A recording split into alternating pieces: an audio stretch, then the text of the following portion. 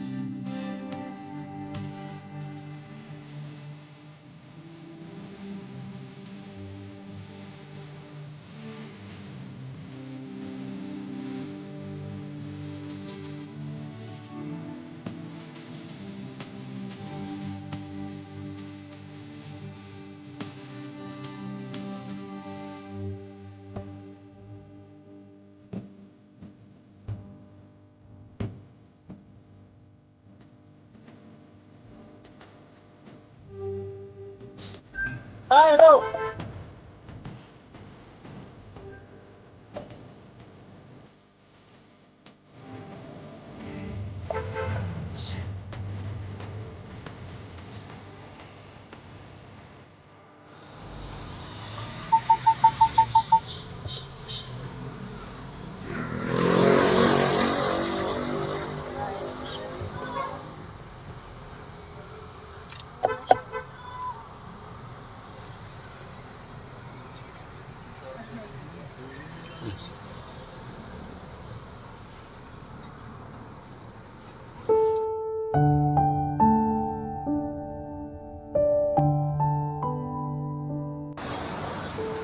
Sana yung pagkain.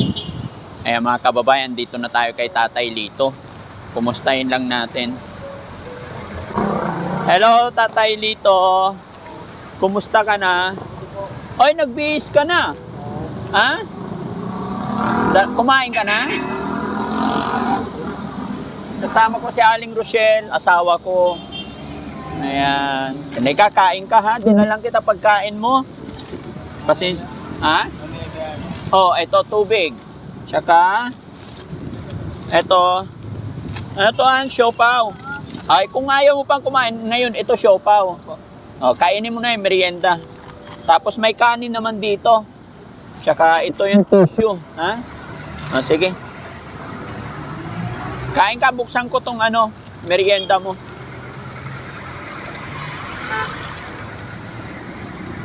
Ayan mga kababayan, si Tatay Lito ayaw pa niya mag-dinner. Pero may dala naman akong merienda, siopaw. Ayan. Lagay natin yung sauce tay. Kumusta ka naman Tatay Lito? Okay lang. Okay ka lang. May pera ka pa. Konti na lang. Konti na lang. Very good. Very good naman at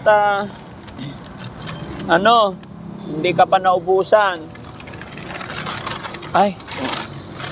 Ito Tatay Lito. Giniling tsaka kanin. So mamayang gabi, Kakainin mo, may kutsara din dyan, ah? O, sige. Babalutin ko, papatong ko rito.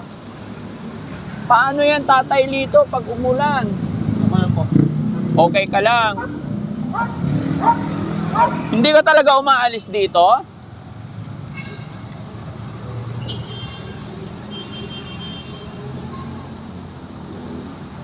Okay. Minsan sama ka sa akin, punta ka sa bahay para doon ka kakain. Hindi po. Ibabalik din kita dito. Hindi po. Gusto mo magtrabaho? Minanay po ako matanda. May nanay ka, Nakidnap. nakidnap.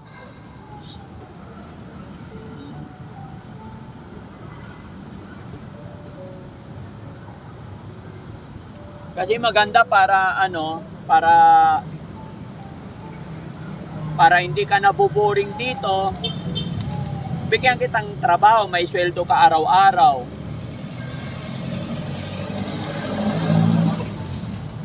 Tama ko po yung sinabi niyo pero may problema pa eh.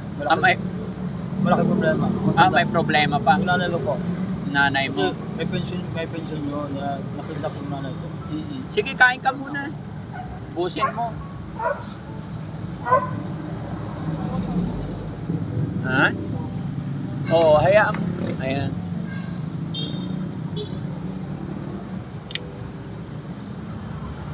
Nadalaw lang kita, Tatay, kasi sabi ko, kumusta na kaya si Tatay Lito? May mga nagme-message na kasi sa akin na kumustahin daw si Tatay Lito, kaya eto na, binalikan ko si Tatay Lito. Alam mo tayo, maraming nagmamahal sa'yo. Kaya dapat, maglakad-lakad ka. Ubus agad. Bilis kumain ni Tatay, no?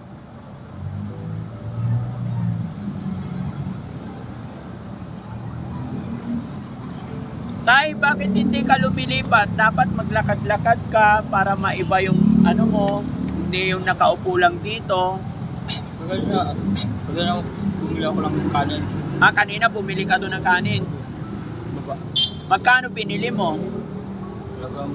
Halagang 40 ba yun? Halagang 40, may ulam na yon. 50 pala. 50, may ulam na. Ito yung daing tsaka itlog. Daing, itlog, tsaka kanin. Oo. Oh. Araw-araw bumibili ka pagkain mo. Maaga kaya nagkape. No, kape. Paano yun pag wala ka ng pera? Saan ka kukuha pera mo? Wala, hindi mo titiis. Pag wala kang pera, magtitiis. Titiis na ako. Dito po, tambay na dito. Mahirap tiisin yung gutom, Tay. Nung nakaraan po, may nagbigay. Oo. Dito. Mga barya-barya lang. Barya-barya. Yung binigay ko sa yung 1,000, meron pa. 300 na lang. 300 na lang. Iniingatan mo naman. Ito, nagastos mo 100. Okay lang. Kaya ako binigay sa iyo yon para may pangkain ka araw-araw. Oo. Para hindi ka magutuman, ha? Pero maganda Tay, naligo ka na ba ulit? Hindi pa. Hindi pa. Dadalang kita ulit dito ng tubig, maligo tayo ulit. Tayo po. Oo, sige ha. Pag bumalik ako dito, kasi ngayon hapon na, gabi na. Babalik ako rito, maliligo tayo ulit. Ha? Yung mga damit mo, nilabhan na? Hindi pa eh. Saan ka naglalaba? Hindi ba sana? Tubig lang wala. Wala tubig? Gusto mo maganda sama ka dun sa akin para doon tayo maglaba, tapos ibalik kita dito agad pagkatapos maglaba, pagkatapos maligo. Hindi po. Ayaw mo talaga umalis dito?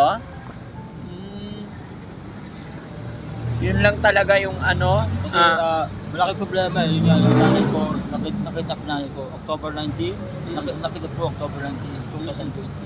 21 dito. So, hindi ka pwedeng umalis dito. Kasi yun nga, may gamit na nawala eh. Ha? May gamit na nawala sa bahay. May gamit na nawala sa bahay. Saan ba ang bahay mo? Dati dyan sa Pasay.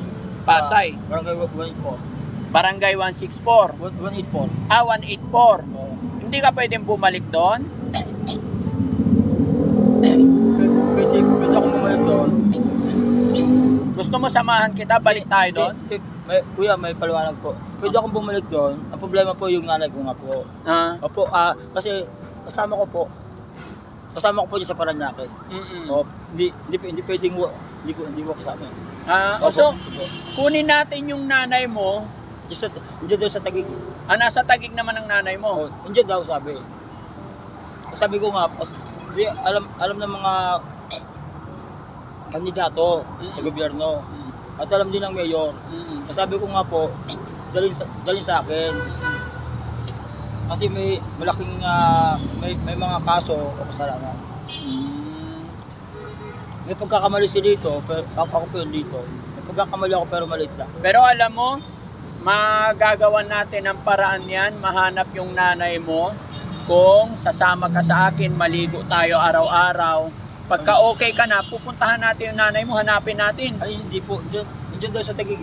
Anong pangalan ng nanay mo? Nilda Ilad Gabordon. Nilda? Ilad Gabordon. Oh. Yung tatay mo, anong pangalan? Yun nga po, Ordon yung pipili. Kapatid mo? Ako na lang. Ay, mag-isa ka lang. Ako na lang po yung kasama ng nanay ko. Wala kang kapatid? Wala po. Nag-iisang anak ka lang? Nag-isa na lang. Bunso nga ako eh. Bunso ka. So ibig sabihin, may kapatid ka. Wala na. Patay na yung kapatid mo? Bali, dalawa lang kami ng nanay ko. Dalawa lang talaga kayo nanay mo. 87 na po yung nanay ko 87? Oo. Baka patay na yun, kuya. Hindi po. Hindi pa? Hindi po. So, paano mo malalaman na buhay pa siya kung hindi mo siya pupuntahan? Hindi, ito lang po kasi 2020, October 19 nangyari yun. Oo. Na-kidnap. Oo. Na-hold up na nakawan. Ninakawan kami ng gamit arayat. Yung buhay na matanda po, yung buhay niya, tinago nga po. Kaya nga, kailangan puntahan natin para matulungan ka namin. Ay, hindi po. Sabi din nga lang doon sa address na yun sa CG13, Block 6. Worst time bigutan sa gising mo sa diyan po sa mano. Tabi ng Katipunan. Gusto kitang tulungan, kuya, kung nasaan yung magulang mo para magkasama na kayo ng nanay mo. Yun nga. Sama ka sa akin, puntahan. Hindi po pwede. Hindi pwede. Ay, kailangan po, yun nga po, may alam na po ng mayor. Oo. Alam po ng mayor. Alam mo, hindi ka matutulungan ng mayor kung hindi tayo makipagtulungan. Hindi po. Meron pong pulis eh. Oo. Ako sabi ko nga po, nagsumbong na po ako sa Malacanang. Sa Malacanang, Maynila, sa presidente. Oo.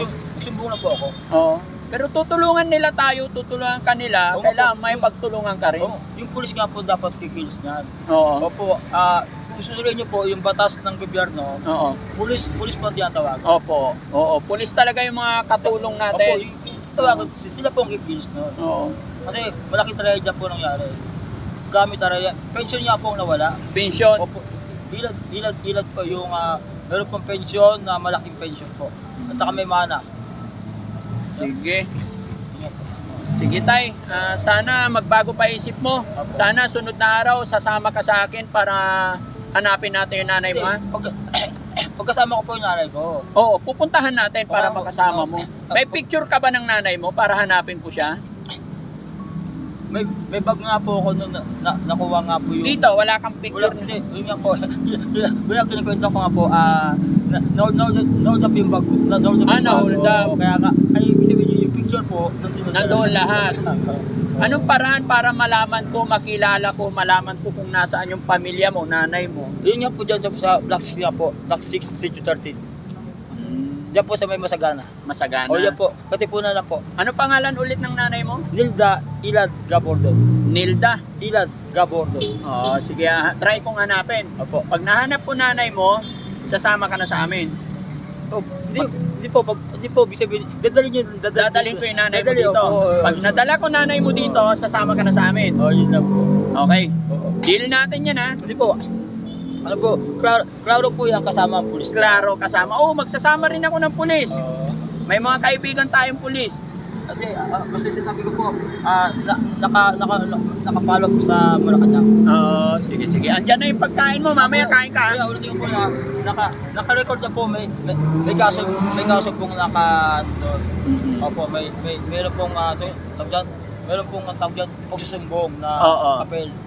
Isipin ko, follow up po niya, follow to know president po doon. Sige, sige. Kain ka mamaya, ha? Okay, papaliwanag ko, not giving to knowing about giving police ng Makati lang. Oo. Kailan po, police po nang galing sa Malacanang po. Okay. Opo. Sige, sige. Tapos babalik din ako para maligo ka ulit. Sige Ha? po, okay po. Okay. Bibigyan na lang kita pera mo. Alis na ako ha? Oh. Bariya lang, no? Waka mo. 1, 2, 3, 4, 5, 6, 7, 8, 9, 10. Ingatan mo pera mo, ha? Opo, sige po. Okay, bye-bye. Salamat po kuya. Oo, itago mo, ha? Pag umulan, mababasa ka dito. Ang liit nito, eh. Kaya nga po. Diyan ako, mutin ko ako. Kawawa ka dyan. Kaya nga. Pag sumama ka sa akin, bigyan kitang kwarto mo. Basta Mike. kasama ko panalay ko. Oo, basta kasama. Ang kulit ko, ano? Oo. Makulit si Frankie. Walang problema po. Walang problema. Pasensya ka na. Gusto ko lang mabago yung buhay mo. Oo. Ha? So, ayan. Mga kababayan, mga kabarangay. Gusto ko lang talaga maisama sa bahay siya para maalagaan natin ng maayos. Pero sa ngayon, mahirap pa. Pero hindi naman tayo nakawala ng pag-asa. Basta hatid-hatiran lang natin ng pagkain. Malay natin magbago ang isip niya pag lagi na siya nakakain. So, bago matapos ang vlog na ito, ako'y magpapasalamat sa lahat ng sumusuporta, lahat ng followers, at lahat ng nag-follow kay Aling Rochelle. Maraming salamat po. At shoutout din natin ang Team Daddy Frankie, Team Rise Above. Ayan, kay Ma'am Marilyn Chang, mabuhay ka po ma'am. Salamat po sa binigay mo, malaking tulong para mapakain natin ang kagaya ni tatay na mga nagugutom na mawalang pamilya. Yan. Shoutout din kay Pardo B, kay Tita Hanes at lahat po ng Team Rise Above. Mabuhay po tayong lahat mga kababayan. God bless po. Shoutout.